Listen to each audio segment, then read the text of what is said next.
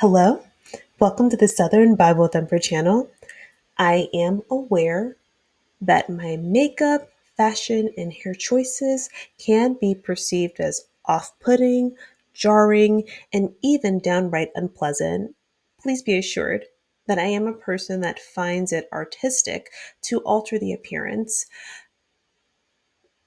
Sometimes makeup is used to accentuate features or to attempt to mimic a beauty standard. Other times, I simply want to alter the appearance to see what else I can do with makeup, what else I can do with tools. Do I have the skill level to achieve certain looks? So I hope that makes it more clear about what the intention is. And I don't have a really restrictive relationship with God. I don't I don't believe God doesn't want me doing this.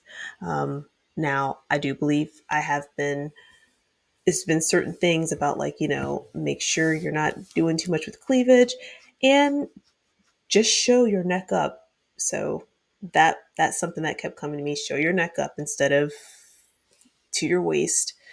Um, and so God knows that I'm like that. He's saved me so many, many, many times when I really shouldn't have been saved. So I'm just very, very grateful. And I just want to say again how thankful I am to YouTube to just have a platform like this. And I'm thankful to Rumble. I'm thankful that there are platforms where if somebody wants to do something like this, but you're not affiliated with a church or, any other organization, uh, you still can if you want to. And the desire is there. The work ethic is there. You just have to perform it and demonstrate. So I honestly believe that this Bible is the answer to our country's problems, to my community's problems, which is why that's where the confidence comes from. That's where the assuredness comes from because I know I have the right answer. I know I have the right thing. There's nothing but confidence to be had when you know you've got the answer. So I really am grateful that I'm able to have this channel and I just have a smile on my face a lot while I'm doing this. This is very fulfilling for me personally. And of course, the support, the likes would be nice. It would be nice. But God didn't guarantee me anything. He just said, do it. 1 Samuel chapter 5. And the Philistines took the ark of God and bought it from Ebenezer unto Ashdod. When the Philistines took the ark of God, they brought it into the house of Dagon, and they set it by Dagon. And when they of Ashdod arose early on the morrow, behold, Dagon was fallen upon his face to the earth before the ark of the Lord. And they took Dagon, and set him in his place again. And when they arose early on the morrow morning, behold, Dagon was fallen upon his face to the ground before the ark of the Lord. And the head of Dagon and both the palms of his hands were cut off upon the threshold. Only the stump of Dagon was left to him. Therefore, neither the priests of Dagon, nor any that come into Dagon's house, tread on the threshold of Dagon and Ashdod unto this day. But the hand of the Lord was heavy upon them of Ashdod, and he destroyed them, and smote them with emerods, even Ashdod and the coasts thereof. And when the men of Ashdod saw that it was so, they said, the ark of the God of Israel shall not abide with us, for his hand is sore upon us and upon Dagon our God. They sent therefore and gathered all the lords of the Philistines unto them, and said, what shall we do with the ark of the God of Israel? And they answered, let the ark of the God of Israel be carried about unto Gath. And they carried the ark of God unto Israel about thither. And it was so that after they had carried it about, the hand of the Lord was against the city with a very great destruction. And he smote the men of the city, both small and great, and they had emerods in their secret parts. Therefore they sent the ark of God to Ekron. And it came to pass, as the ark of God came to Ekron, that the Ekronites cried out, saying, they have bought about the ark of the God of Israel to us to slay us and our people.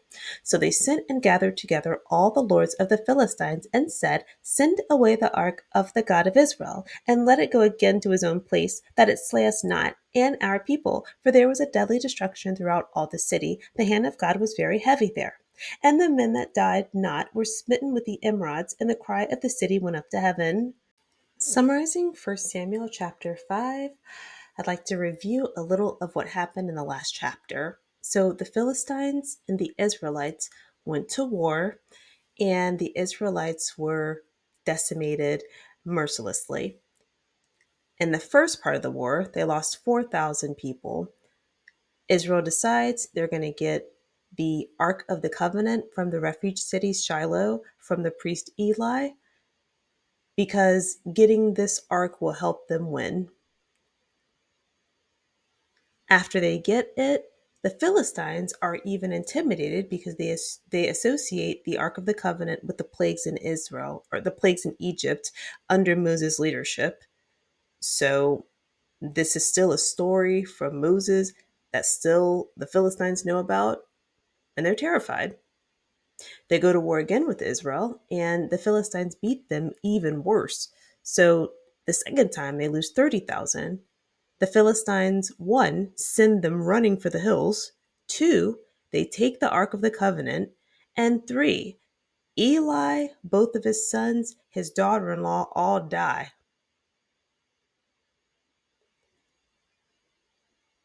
I mentioned that this is an example of performative, uh, performative piety. It's not, they didn't take this to honor their God. They didn't even honor God at all. They didn't ask God for anything. They didn't pray. They didn't make any sacrifices. Absolutely no communication with God, but they treated his items like a token.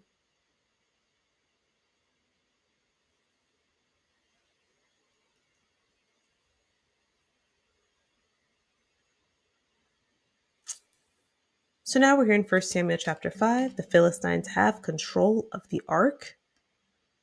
And now we're going to learn about what happens to them. Verse 1, we learn that they take it from the Israelite territory, Ebenezer, to the Philistine territory, Ashdod. Once they get it to their hometown, they take it into the temple of Dagon. Dagon is the Philistine god. They put the Ark of the Covenant in the temple.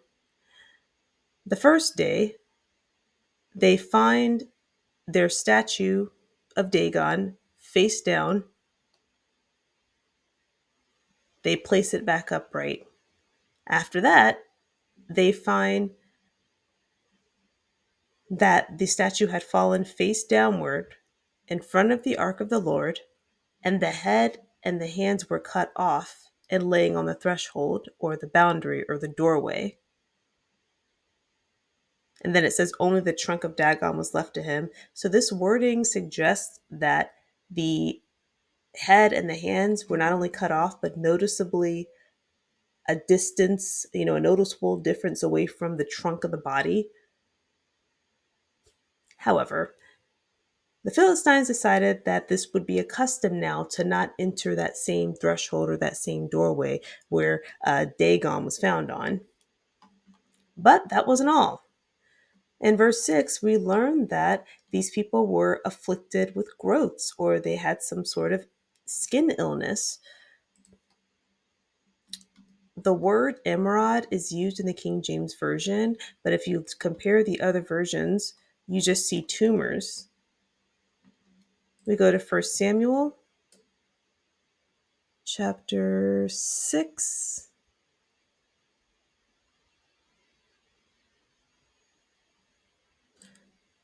So we see in verse 6, he ravaged them and struck them with tumors. So this is another reason why I like to compare, because the King James is what I was raised on as being the most appropriate version of the Bible to read. But when I compare them with these other ones,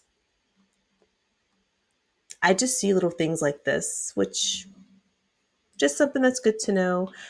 When I looked up the term emerald in the Merriam-Webster dictionary, you see hemorrhoid. Now, hemorrhoid is more associated with it's like a tumor can be on any part of the body. A hemorrhoid is like in your backside, your intestines. So, okay, they took the Ark of the Covenant, put it in their temple. They found their God with the hands and the head cut off. And they also began to be afflicted with this illness. And then they decide, hey, let's take this somewhere else and not keep the Ark of the Covenant. So they send it to a different Philistine city, Gath.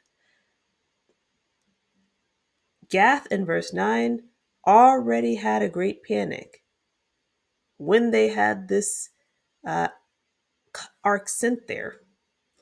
Again, tumors broke out on them. And when we look in the King James Version, it says they had emerods in their secret parts. We don't see that again with the other versions. It just says they had an outbreak of tumors. When we look at the interlinear, verse 9, so it was after they carried away, that was the land of Yahweh against with the destruction. Great, he struck the city with tumors. So again, we don't see that ancient word emerald used. So after sending the Ark of the Covenant to Garth, they were panicked, but then they also broke out in tumors. So they sent it to another Philistine city, Ekron, and the people were scared and panicked as well when it got there, saying they brought the ark to kill us. And so they tell the Philistines, look, let's send it back to their own people. But they were still struck with tumors. And the men who didn't die, so there are people that died. All right, so that is the story. Philistines sent the Ark of the Covenant to 3 different Philistine locations, and after the complications of being struck with illness and death, they decide, okay, let's send it back to the Israelites. Thank you so much for watching. I love you. Have a wonderful day.